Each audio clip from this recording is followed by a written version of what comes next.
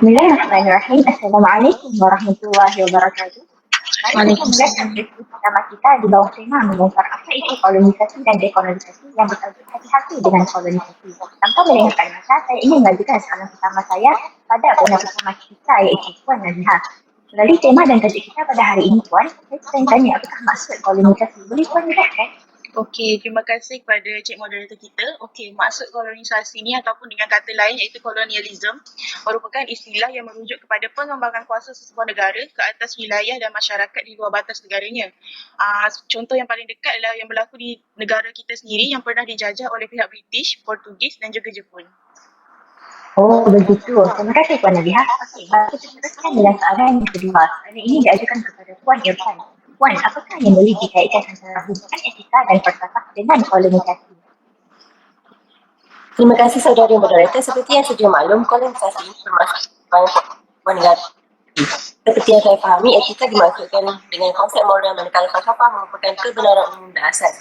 Oleh itu, hubungan etika dan falsafah dapat dikaitkan dengan kolonisasi kerana Malaysia sebuah negara yang terdiri daripada masyarakat berbagai bangsa yang hidup aman dan harmoni.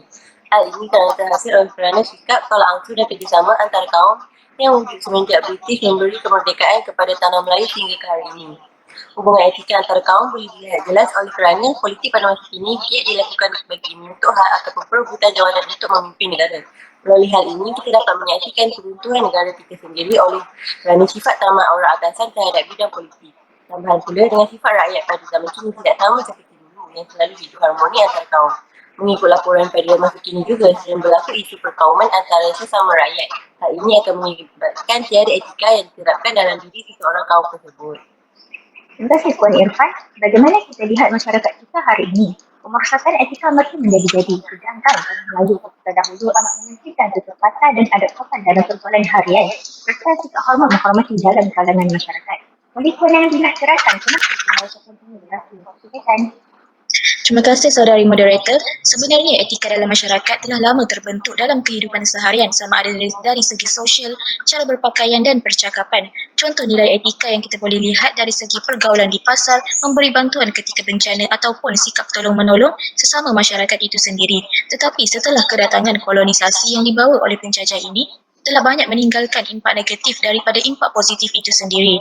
Contohnya kita boleh lihat dari segi nilai etika yang telah bercampur bau ini menyebabkan budi pekerti, tingkah laku individu dan bahasa semakin merosot sama ada secara langsung ataupun melalui teknologi.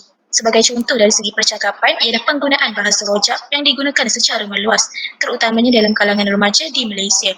Ini menyebabkan mutu penguasaan bahasa Melayu terus merosot dan lemah serta terhakis. Hal ini akan memberi kesan kepada bahasa ilmu dan budaya. Terima kasih atas penerangan tersebut Puan. Dari penerangan tema-tema kita tadi, mungkin masih ada peserta kita yang masih belum jelas tentang perkara ini. Maka dengan ini saya buka ruang pertanyaan kepada para peserta. Adakah sesiapa yang ingin mengajukan soalan? Ya, Encik Syazwan, peserta VIP kita. Silakan. Baik, terima kasih saudari moderator. Seperti tadi, Puan Nabiha telah kongsikan dengan kita semua bahawa kolonisasi ialah pengembangan kuasa sebuah negara ke atas wilayah dan masyarakat di luar batas negaranya. Bagi saya, hal ini sangat menarik kerana ia membawa kita untuk mengingati dan mengkaji semula sejarah negara kita. Dan saya percaya kolonisasi ini berlaku semestinya disebabkan oleh wujudnya faktor-faktor yang menyumbang kepada berlakunya kolonisasi tersebut. Soalan saya, bolehkah Puan Nabiha kongsikan dengan lebih lanjut faktor-faktor yang menyumbang kepada berlaku kolonisme di tanah Melayu? Soalan ini diajukan kepada Puan Nabiha. Puan, silakan. Okey, terima kasih kepada saudara Syazwan atas pertanyaan tersebut. Okey, antara punca berlakunya kolonisasi di tanah Melayu, terutamanya di negeri Melaka kerana mereka memiliki kawasan yang sangat strategik untuk sistem perdagangan. Selain itu, tanah Melayu juga kaya dengan rempah ratus seperti lada hitam dan juga hasil bumi yang sangat banyak seperti lada sebab. Ini menyebabkan kuasa luar ingin mendominasi tanah Melayu dengan menguasai barang-barang tersebut. Ini juga menjadi punca kepada kemasukan buruh-buruh daripada India dan juga China untuk melakukan aktiviti perlombongan. Saya harap jawapan itu cukup untuk saudara Syazwan. Terima kasih saudara Syazwan dan Puan Nabiha atas soalan dan jawapan kita tadi. Masa amat mencuri kita, sekarang sudah jam 12 tengah hari, maka tibanya waktu rehat. Dengan ini saya tangguhkan majlis kita buat sementara waktu dan akan menyambungnya pada jam 2 petang nanti membawa tajuk kompleksi menggapai dekolonisasi. Sekian, terima kasih.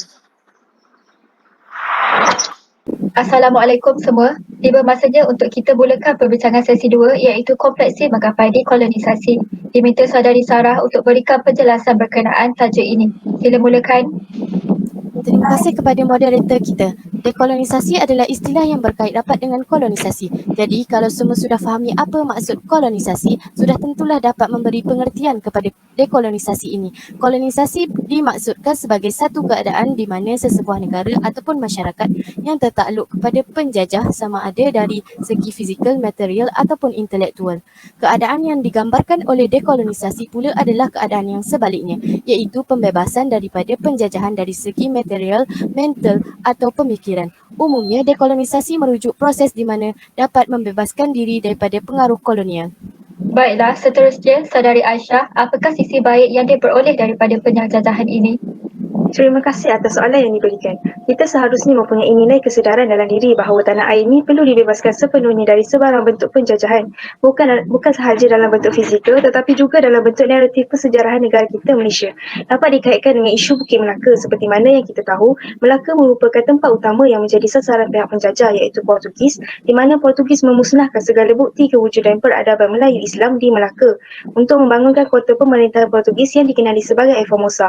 Oleh itu, perjuangan dekolonisasi sejarah ini tidak seharusnya terhenti pada Melaka sahaja, tetapi secara menyeluruh sehingga generasi akan datang dapat melihat warisan sejarah bangsa dengan adanya nilai murni dalam diri mereka.